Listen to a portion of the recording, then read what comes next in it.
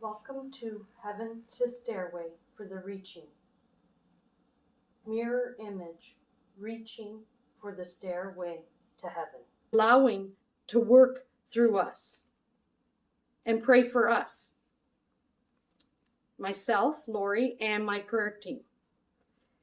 Because we, like I said, we endure suffering so that you can endure your miracles, your healings, the successful job that you might have, or the peace that brought you and your husband together, or any other problem that you might have had and a silent prayer was made.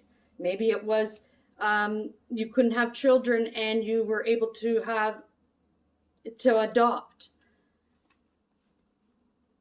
Like I said, prayers come to me every day, though it could be from you, from our viewers, or not, but I still get them. And I encounter people every day, and I'm sure you might have encountered me in workplaces, out on the street, because I am in the community, and I've done a lot of, when my children were young, I did a lot of volunteering. I did a lot of coaching for soccer. I did a lot of volunteering at the school, baking the cookies for their Mission Fun Day, and so much more. A lot of people think I've changed and they're not happy with the change that I made. But really, that's their problem, and it will get explained a little bit down the road here as I explain a little bit more. As I said before, I laid my cross down for each one of you so that you can experience the healings and miracles, or the advice that you need.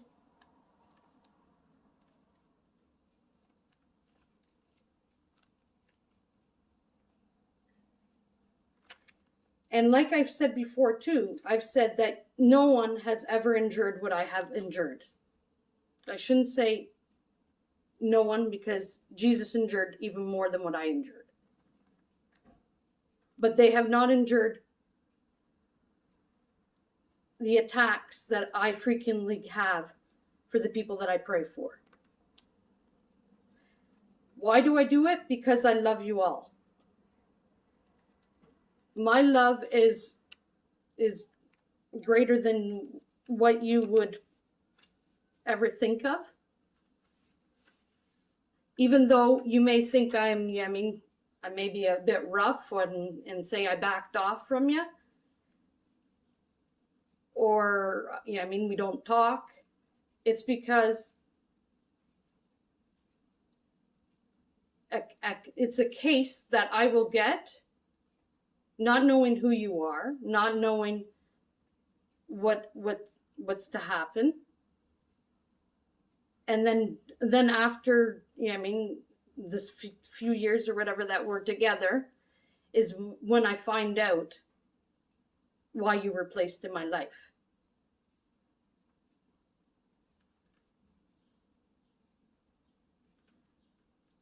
Now I have a testimony, my testimony.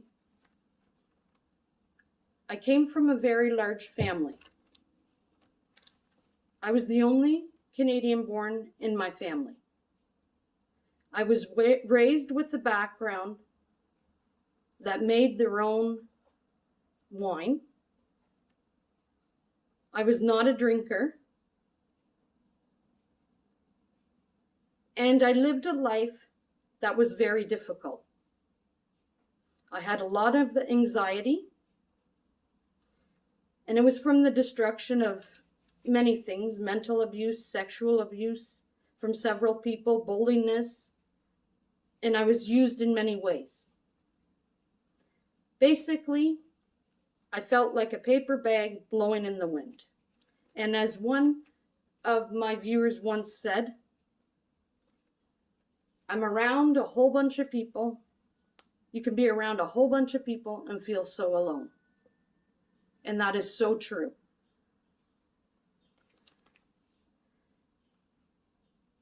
Elementary school, I went to school vomiting every morning.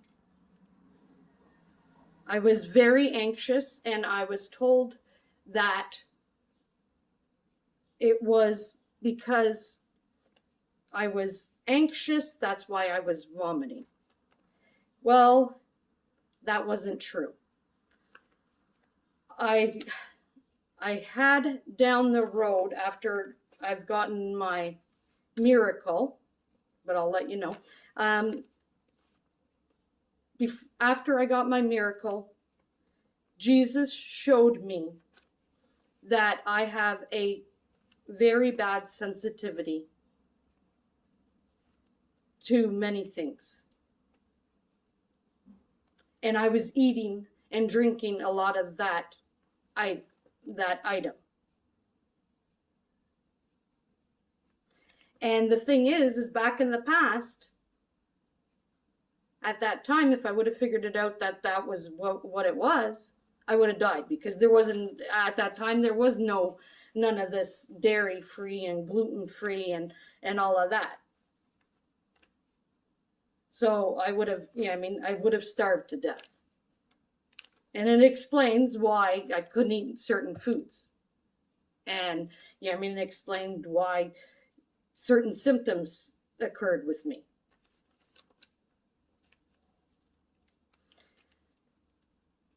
So like I said, I went to school and I vomited every morning, but it was not a bulimia. It was because what I was eating. It was anxious, then it was part of anxiety, but also part of I was eating and drinking dairy, and I shouldn't have.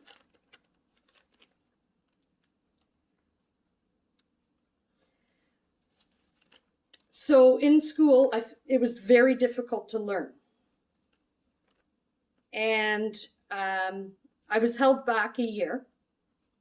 And when I was held back a year, I had a teacher that actually cared.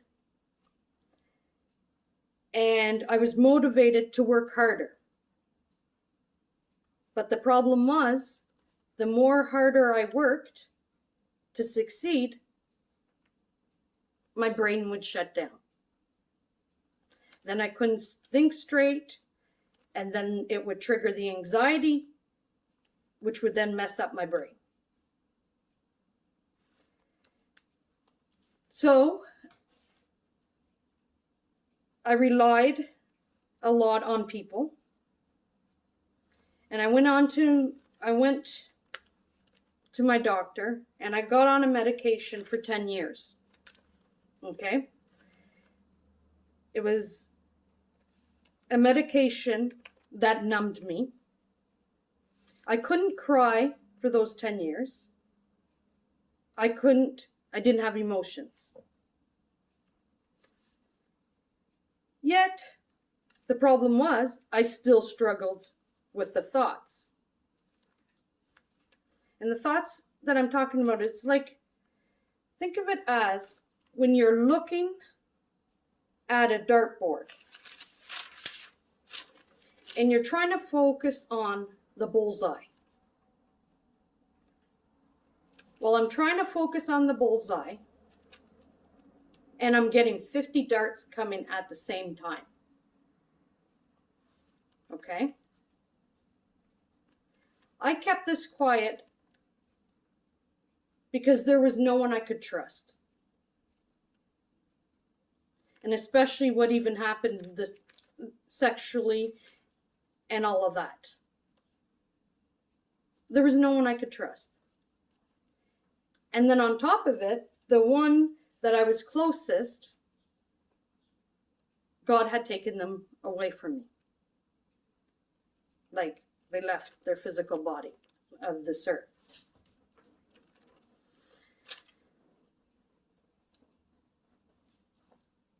With a friend, her husband was diagnosed with ADD. And we figured out this is what I had. So she gave me a whole bunch of information. I looked it up, I was reading it up, and I'm like, oh my gosh, this sounds like me. So I took the initiative to look for a psychiatrist. And I had read the area of the book. I had read the book, and I looked it up, the condition that I had. And I spoke to my psychiatrist, and I was to the point when I got to my psychiatrist, I had given up. I was ready to give up on life. Almost. Not to the point where I was going to commit suicide, but to the point that I was ready to give up on life. I had done dieting. I had taken out sugar. I was exercising. I was doing so much to see if I could stop these thoughts naturally.